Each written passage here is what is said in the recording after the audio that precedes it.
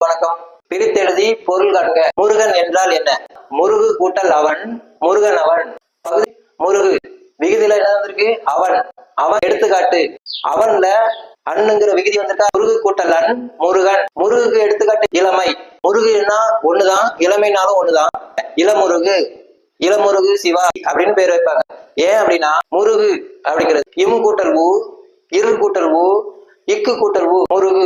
வல்லின மெல்லின இடையின எழுத்துகளுடன் ஊ எனும் உயிரெழுத்து சேரும்போது அது இச்சாசக்தி, கிரியாசக்தி, ஞான சக்தி, இந்த மூன்று சக்தியும் வெளிப்படுகின்றன. ஊர் காத்து, உயிர் காத்து, உடல் காத்து நிற்பவனே முருகன் ஆவான். முருகன் அப்படிங்கிற பெயரோட தத்துவம் இதுதான். அதை விட்டுட்டு முறுக்கேறியவன் முருகன், முறுக்கேறியவன் முருகன், காடு மலை குன்று நதிகள் ஏறி முறுக்கேறியதனால் முருகன் என்று அழைக்கப்பட்டான். அப்படின்னா தெரியலன்னா தெரியலன்னு சொல்லுங்க. அதை விட்டுட்டு முறுக்கேறியவன் முருகன், நான் தான் தமிழுக்கு ஹோல்சேல் டீலர் அப்படிங்கிறது. என்னைய ஜெயிக்க யார் பிறக்கல அப்படிங்கிறது. என்னைய ஜெயிக்கணும் அப்படின்னா ஒருத்தன் பிறந்துதான் வரணும் அப்படிங்கிறது. ஏன் கூட தர்க்கம் பண்ணி ஜெயிக்கிறதுக்கு யாரு இருக்கா அப்படின்னு கேக்குறது. இதெல்லாம் பிள்ளை இல்லாத வீட்டுல கிளம்பி துள்ளி விளையாடுற மாதிரி இருக்கு. சீமானே, என்னைக்குமே நம்மளை ஜெயிக்கிறவே நம்ம முன்னாடிதான் இருப்பான். உங்களை ஜெயிச்சு யாருக்கு என்ன கிடைக்க போகுது சொல்லுங்க? உங்களை ஜெயிக்கிறதுனால எனக்கு என்ன கிடைக்கும்? காலையில 4 இட்லி, அதுக்கு மேல சாட முடியாது. மத்தியானம் ஒரு அப்ப சோறு, அதுக்கு மேல சாட முடியாது. நைட்டு 2 சப்பாத்தி, அதுக்கு மேல சாட முடியாது. உங்களை ஜெயிச்சிட்டா மட்டும் 4 கொண்டாட்டியா கட்டி தராங்க இல்ல? அதே உள்ளதானே. பிறகு ஜெயிச்சு சிமன் நீங்க ஜெயிக்கணும் அப்படின்னா இந்த நாட்டுக்கு எதிராக பேசுறோம் பாத்தீங்களா, அவங்ககிட்ட சவால் விட்டாதான் உங்களால ஜெயிக்க முடியும்.